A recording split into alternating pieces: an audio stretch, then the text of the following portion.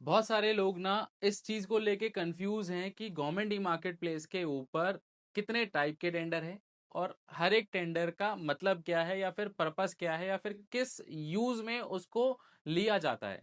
चाहे आप बायर हैं या फिर आप सेलर हैं, आपको ये जरूर पता होना चाहिए कि कितने टाइप के government tenders government e market place के ऊपर अवेलेबल हैं और उस हर एक टेंडर का मतलब क्या है या फिर कहाँ पे आपको प्रोडक्ट बेड निकालनी है, कहाँ पे सर्विस बेड निकालनी है, कहाँ पे कस्टम बेड निकलेगी या फिर बीओक्यू बेड का मतलब क्या है। जितने भी टाइप के टेंडर जेम पे अवेलेबल है आज उनके बारे में हम लोग डिस्कस करेंगे।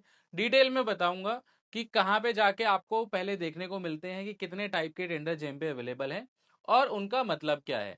और आज 2026 में जेम पे नए टाइप के टेंडर भी इंट्रोड्यूस कर दिए गए हैं, उनके बारे में भी बताऊंगा कि जो न्यू टाइप्स स्टार्ट हुए हैं या फिर नई तरीके के जो टेंडर हैं उनका मतलब गवर्नमेंट ई मार्केट प्लेस के ऊपर क्या है। आइए चलते हैं स्क्रीन के ऊपर और इजी लैंग्वेज में समझते हैं कि कितने टाइप के tender government e market place के ऊपर अवेलेबल है। तो जेम की वेबसाइट मैंने ओपन कर ली है, मैंने लॉगिन नहीं किया है क्योंकि लॉगिन करने के बाद सॉफ्टवेयर आपको उन्हीं कैटेगरी के टेंडर दिखाता है जिन कैटेगरीज का कैटलॉगिंग आपने कर रखा है। तो कुछ इस तरीके से लैंडिंग पेज दिखता है। यहाँ पे ऊपर राइट हैंड साइड टॉप में आपको बिड सेक्शन देखने को मिलता है। लिस्ट ऑफ बिड्स पे जाएंगे तो यहाँ पे लेफ्ट हैंड साइड पे ना आपको बिड टाइप देखने को मिलते हैं कि कितने टाइप के tender government e market place के ऊपर अवेलेबल है। आइए इन्हें समझते हैं। सबसे पहला है प्रोडक्ट बिड। प्रोडक्ट बिड से हमें क्या समझ में आता है कि जिन प्रोडक्ट की categories government e market place के ऊपर अवेलेबल है उन कैटेगरीज के अंदर अगर कोई भी टेंडर निकलता है तो उसे प्रोडक्ट बिड बोला जाता है और इस सेक्शन के अंडर वो आपको प्रोडक्ट बिड देखने को मिलती है। अब देखिए जेम ना एक ई कॉमर्स प्लेटफॉर्म है, कैटेगरी बेस्ड प्लेटफॉर्म है और जेम स्ट्रिक्टली बोलता है बायर्स को कि जिन प्रोडक्ट की कैटेगरीज जेम पे बनी हुई है, आपको जो प्रोक्योरमेंट खरीदारी करनी है ना वो कैटेगरीज के अंडर ही करनी है। आप कैटेगरी से बाहर जाके कोई भी प्रोक्योरमेंट नहीं कर सकते। अगर आप ऐसा करते हैं तो आप जेम की गाइडलाइंस को वायलेट कर रहे हैं और जो बिल्कुल भी सही नहीं है। तो जिन प्रोडक्ट की कैटेगरी जेम पे है उन कैटेगरी के अंदर कोई भी टेंडर निकलता है तो it is called product bid. Same उसी तरीके से यहाँ पे दूसरा ऑप्शन है सर्विस बिड। जिन सर्विसेज की categories government e market place के ऊपर अवेलेबल है उन कैटेगरीज के अंदर अगर कोई भी टेंडर निकलता है सर्विस का तो उसे सर्विस बिड बोला जाता है और इस सर्विस के अंडर आपको वो देखने को मिलता है, मतलब इस सर्विस वाले ऑप्शन के अंडर वो आपको देखने को मिलता है। उसके बाद यहाँ पे एक बिड टू आरए का ऑप्शन है। बिड टू आरए से पहले मैं आपको बता दूं दो टाइप के बिड और होते हैं, प्रोडक्ट बंच बिड और सर्विस बंच बिड। यहाँ पे अलग से उन्हें सेग्रीगेट नहीं किया गया, लेकिन जहां पे भी एक से ज्यादा प्रोडक्ट की रिक्वायरमेंट है, मतलब एक ही टेंडर में बायर ने मल्टीपल प्रोडक्ट मांगे हैं, टेबल मांगा है, चेयर मांगा है और साथ में और भी प्रोडक्ट्स मांगे हैं, तो उसे प्रोडक्ट बंच बिड बोला जाता है जहां पे एक से ज्यादा प्रोडक्ट की रिक्वायरमेंट है। सेम उसी तरीके से सर्विस बंच बिड होता है कि जहां पे एक से ज्यादा सर्विसेज बायर ने एक ही टेंडर के अंदर डिमांड करी है तो उसे सर्विस बंच बिड बोला जाता है। अब यहाँ पे जो ऑप्शन है ना वो बिड टू आरए है। बिड टू आरए से हमें क्या समझ में आता है। देखिए एक होता है टेंडर, टेंडर में आप अपना प्राइस डालते हैं, आप अपना ऑफरिंग देते हैं, टेक्निकल ऑफरिंग, और उसे सबमिट कर देते हैं। बायर उसे इवेलुएट करता है, टेक्निकल फाइनेंशियल दो पार्टों में वो इवेलुएशन होता है, पहले टेक्निकल होता है और फिर फाइनेंशियल होता है, और फाइनेंशियल में जिसका भी प्राइस लोवेस्ट वन होता है उसको वो टेंडर अवार्ड कर दिया जाता है। दूसरा ऑप्शन होता है आरए। आरए की फुल फॉर्म होती है रिवर्स ऑप्शन। रिवर्स ऑप्शन में क्या है कि पहले आप खाली टेक्निकल सुटेबिलिटी देते हो, कहीं पे भी आपको कोई भी प्राइजेस नहीं देने होते, आप अपनी टेक्निकल ऑफरिंग वहां पे देते हैं, जो भी लोग क्वालिफाई करते हैं फिर उनके बीच में एक रिवर्स ऑप्शन क्रिएट होता है जहां पे सबको L1 प्राइस दिखता है, और अगर आपको लगता है कि L1 प्राइस से भी आप कम में कोट कर सकते हैं तो आप अपना काउंटर ऑफर सबमिट कर सकते हैं। आरए की एक डेडलाइन होती है कि मान लीजिए परसों 10 बजे आरए ने खत्म होना है, परसों 10 बजे तक वो ओपन कंपटीशन चलता रहेगा, जो लोग क्वालिफाइड है वो काउंटर ऑफर देते रहते हैं और परसों 10 बजे जिसका भी प्राइस वहां पे रहता है उसको वो आरए अवार्ड कर दिया जाता है। अब ये जो नॉर्मल आरए है ना जेम पे 3-4 साल पहले तक होता था, अब नहीं होता, अब यहाँ पे ये बिड टू आरए होता है। बिड टू आरए का मतलब ये है कि बिड होने के बाद रिवर्स ऑक्शन में जाएगा, मतलब पहले टेक्निकल होगा, फिर फाइनेंशियल होगा और फिर बिड टू आरए क्रिएट होगा। अब ये बिड टू आरए के ना दो रूल होते हैं। एक रूल होता है allow lowest 50% bidders to participate in the reverse auction, मतलब अगर फाइनेंशियली 10 लोग क्वालिफाइड हैं तो जो ऊपर के 50% है, मतलब ऊपर के जो 5 लोग हैं उन्हीं को इनविटेशन आएगा रिवर्स ऑक्शन का, नीचे के 5 लोगों को नहीं आएगा। 8 लोग हैं तो ऊपर के 4 को आएगा, नीचे के 4 को नहीं आएगा। दूसरा रूल होता है highest one elimination. Highest one elimination का मतलब यह है कि फाइनेंशियल में जिसका भी सबसे ज्यादा प्राइस होगा उसे सॉफ्टवेयर एलिमिनेट कर देगा, उसको रिवर्स ऑक्शन का इनविटेशन नहीं आएगा, बाकी सारे बिडर्स को आएगा। तो ये हमारा बिड टू आरए कहलाता है। उसके बाद है यहाँ पे प्रोडक्ट कस्टम बिड। अब प्रोडक्ट कस्टम बिड को लेके ना बहुत सारी कंफ्यूजन अक्सर लोगों को रहती है।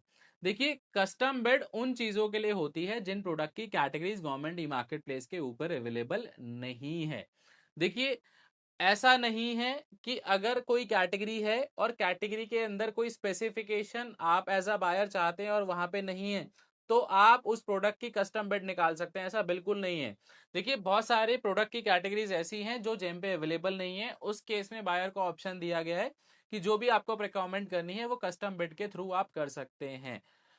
मेनली और इम्पॉर्टेंटली ये कस्टम बिड जो है ना, खाली उन्हीं चीजों के लिए एप्लीकेबल है जिनकी कैटेगरी जेम पे अवेलेबल नहीं है। कैटेगरी है और फिर भी अगर आप कस्टम बिड करते हैं तो वो जेम गाइडलाइंस के बिल्कुल अगेंस्ट है, वो आपको नहीं करना चाहिए। तो कस्टम बिड उन चीजों के लिए होती है जिन प्रोडक्ट की कैटेगरी जेम पे अवेलेबल नहीं है। उसके बाद है बीओक्यू बिड। बीओक्यू की फुल फॉर्म होती है bill of quantity. BOQ bid भी उन चीजों के लिए होती है जिन प्रोडक्ट की कैटेगरी जेम पे अवेलेबल नहीं है। समझिएगा, कस्टम बिड और BOQ bid both are applicable for those categories जो जेम पे नहीं है। कोई एक दो तीन प्रोडक्ट ऐसे हैं जिनकी कैटेगरी जेम पे नहीं है तो उसके लिए कस्टम बिड करी जा सकती है।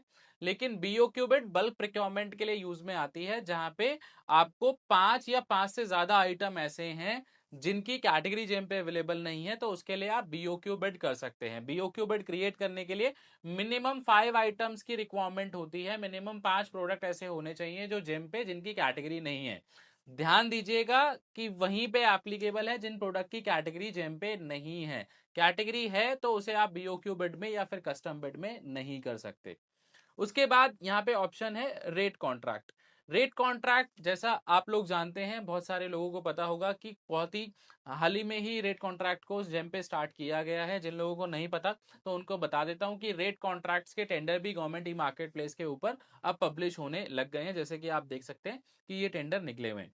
अब रेट कॉन्ट्रैक्ट होता क्या है? रेट कॉन्ट्रैक्ट, देखिए रेट कॉन्ट्रैक्ट क्या है कि एक बायर है और बायर को ये तो पता है कि उन्हें 4-5 चीजें चाहिए। मतलब मान लीजिए उन्हें पेंसिल चाहिए, पेन चाहिए, शॉर्पनर चाहिए, इरेजर चाहिए।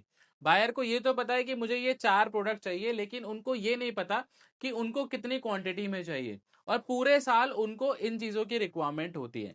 अब हर महीने अगर कोई भी डिपार्टमेंट या बायर उस टेंडर को फ्लोट करेगा तो एक तो टेंडर निकालने में टाइम जाता है, दूसरा टेंडर में जो भी कॉस्टिंग है, मैन पावर इन्वॉल्व होता है, उसकी जो कॉस्टिंग है वो जाती है। प्लस इतने सारे टेंडर्स को बार बार इवेलुएट करना एक अपने आप में ही टाइम कंज्यूमिंग और टीडियस जॉब बन जाता है।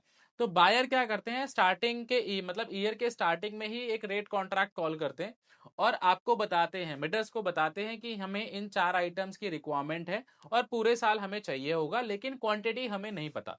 आप अपना रेट दीजिए कि आप इन आइटम को पूरे साल जो हम क्वांटिटी देंगे कितने प्राइस में दे सकते हो।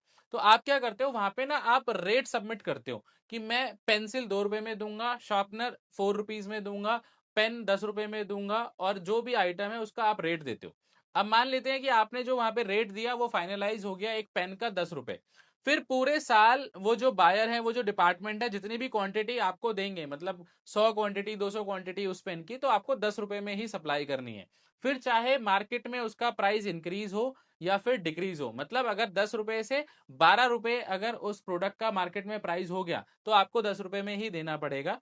और 10 रुपए से कम हो गया, 6 रुपए 7 रुपए हो गया, तब भी आपको 10 रुपए में ही ऑर्डर मिलेगा। तो ये रेट कॉन्ट्रैक्ट है, इसका एक फिक्स टेन्योर होता है, 1 साल 2 साल, जितने के साल के लिए भी बायर ने आपके साथ रेट कॉन्ट्रैक्ट किया है उसमें वो सारी चीजें इस तरीके से चलती हैं जो रेट आपने वहां पे दिया है। तो ये हमारा रेट कॉन्ट्रैक्ट हो गया। उसके बाद है यहाँ पे ग्लोबल टेंडर। ग्लोबल टेंडर का मतलब क्या है कि यहाँ पे जो दूसरी कंट्रीज के बिडर्स हैं वो भी पार्टिसिपेट कर सकते हैं। तो यूके एफटी एग्रीमेंट जो हमारा हुआ था पीछे, तो उसके अकॉर्डिंग उसको फॉलो करते हुए अब ग्लोबल टेंडर्स भी गवर्नमेंट ई मार्केट प्लेस के ऊपर पब्लिश होने लग गए हैं। अब इन टेंडर्स में ना यूके से जो भी बिडर हैं वो इस टेंडर में पार्टिसिपेट कर सकते हैं। हालांकि जेम ने ये बताया था, उस टाइम गवर्नमेंट ने ये बोला था कि आगे जाके ऐसा हो सकता है कि यूके में जो भी टेंडर निकलेंगे इंडिया के बिडर्स भी उसमें पार्टिसिपेट कर पाएंगे, लेकिन अभी के लिए खाली जो फॉरेन बिडर्स हैं उनको इन्विटेशन किया गया है, वो भी जेम के इन ग्लोबल टेंडर्स में पार्टिसिपेशन दे सकते हैं। तो इसका मतलब ग्लोबल टेंडर का मतलब ये है कि जहां पे फॉरेन बिडर्स भी या फिर जो फॉरेन कंट्री के जो बिडर्स हैं वो भी इस टेंडर में पार्टिसिपेट कर सकते हैं। अभी सारी कंट्रीज के नहीं कर सकते, मेनली यूके के बिडर्स ही इस टेंडर में पार्टिसिपेट कर सकते हैं। लिमिटेड टेंडर का मतलब क्या होता है? तो limited tender group of people के बीच में निकाला जाता है, 8-10 लोग जिनके लिए भी वो टेंडर निकाला गया है वही उस टेंडर में पार्टिसिपेट कर सकते हैं। दूसरे बिडर्स इस टेंडर में पार्टिसिपेट नहीं कर सकते, तो इसका मतलब होता है लिमिटेड टेंडर। लिमिटेड टेंडर ना नॉर्मली बायर वहां पे निकालते हैं जहां पे उन्हें पता है कि ये जो रिक्वायरमेंट है ना ये ओपन मार्केट में उन्हें नहीं देनी, या फिर कोई भी रीजन ऐसा हो सकता है जहां पे ग्रुप ऑफ पीपल ही उस प्रोडक्ट को बनाते हैं, या फिर बायर ने क्या कर रखा है पहले से ही उन बिडर्स की इम्पैनलमेंट कर रखी है, उनका बैकग्राउंड चेक कर रखा है, उनका एक्सपीरियंस चेक कर रखा है, ताकि उन्हें बार बार हर किसी के टेंडर डॉक्यूमेंट इवेलुएट ना करने पड़े, वो टाइम ज्यादा ना जाए उसमें। तो ऐसे कुछ केसेस हो सकते हैं जिस केसेस में लिमिटेड टेंडर कॉल किया जाता है। फिर उसके बाद है यहाँ पे सिंगल टेंडर। सिंगल टेंडर का मतलब ये है कि इस टेंडर में खाली एक ही बिडर पार्टिसिपेट करता है। टेंडर के अंदर लिखा जाता है कि कौन से बिडर के लिए, मतलब कंपनी का नाम वहां पे स्पेसिफिकली मेंशन किया जाता है कि इस टेंडर में खाली यही कंपनी ही पार्टिसिपेट कर सकती है, दूसरा कोई भी बिडर उस टेंडर में पार्टिसिपेट नहीं कर सकता। एक क्वेश्चन लोगों के माइंड में आता है कि जब सिंगल टेंडर ही करना था या फिर एक ही इंसान ने उस टेंडर में पार्टिसिपेट करना था तो सिंगल टेंडर निकाला ही क्यों? देखिए, गवर्नमेंट है, पब्लिक का पैसा है, प्रोसीजर फॉलो करना इंपॉर्टेंट है, ताकि वो जो सिंगल टेंडर हुआ है या फिर सिंगल जो सोर्स से प्रोक्योरमेंट हुई है वो भी प्रॉपरली डॉक्यूमेंटेड रहे, जीएफआर को फॉलो करते हुए की गई है, और कल को जब ऑडिट हो तो सारी चीजों का प्रूफ एज इट इज मिले ऑडिटर को, और प्रॉपर एक जो प्रोसेस है उसको फॉलो इस सिंगल टेंडर में किया जाता है। एक पीएसी टेंडर और होता है, यहाँ पे मेंशन नहीं है लेकिन बता देता हूँ। पीएसी की फुल फॉर्म होती है प्रोप्राइटरी आर्टिकल सर्टिफिकेट। देखिए, when it comes to government किसी को भी ब्रांड प्रेफरेंस नहीं है, किसी को भी सेलर प्रेफरेंस नहीं है। जब भी आप किसी भी टेंडर डॉक्यूमेंट को देखते हैं तो वहां पे कभी भी ब्रांड नहीं लिखा जाता, वहां पे स्पेसिफिकेशन दी जाती है। उस स्पेसिफिकेशन को जो भी बिडर मैच कर सकता है वो उस टेंडर में पार्टिसिपेट कर सकता है। लेकिन पीएसी के केस में क्या होता है, एक पर्टिकुलर ब्रांड नेम और मॉडल नंबर के लिए उस टेंडर को रिजर्व कर दिया जाता है। जिस भी बिडर के पास वो मॉडल और ब्रांड नेम होगा वही उस टेंडर में पार्टिसिपेट कर सकता है, बाकी के लोग नहीं कर सकते।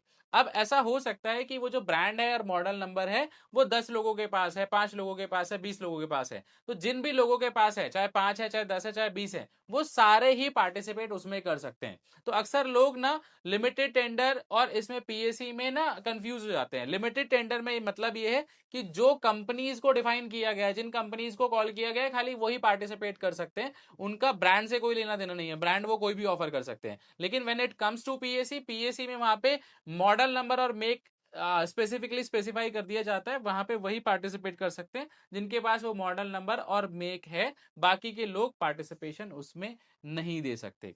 तो ये हमारे बिड टाइप हैं जो गवर्नमेंट ई मार्केट प्लेस के ऊपर अवेलेबल है। नीचे यहाँ पे एक ऑप्शन दिया गया है high value bid. High value bid में क्या होता है कि जब आप इस पे क्लिक करते हो ना तो टेंडर आपको वो दिखाए जाते हैं, मतलब वो तमाम टेंडर्स आपको दिखाए जाते हैं जिनकी estimated value, bid estimated value 2 CR से अबव है, 2 करोड़ से ऊपर के टेंडर आपको यहाँ पे देखने को मिलते हैं।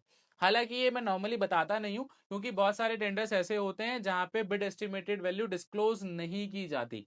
तो ऐसा हो सकता है कि टेंडर 10 करोड़ का है, 20 करोड़ का है, लेकिन वहां पे बिड एस्टिमेटेड वैल्यू डिस्क्लोज नहीं की गई है, तो यहाँ पे वो इस फिल्टर के अंदर कवर नहीं होता है।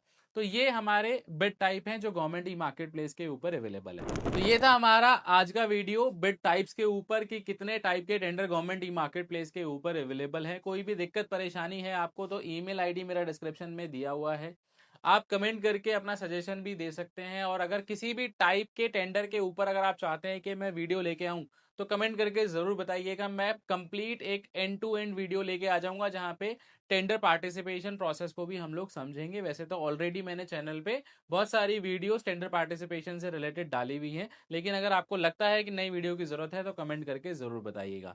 चैनल को सब्सक्राइब कर लीजिए ताकि मेरी इस तरीके की वीडियो आप लोगों तक जल्द से जल्द पहुँचती रहे। जल्दी मिलेंगे नई वीडियो के साथ, तब तक के लिए थैंक यू सो मच।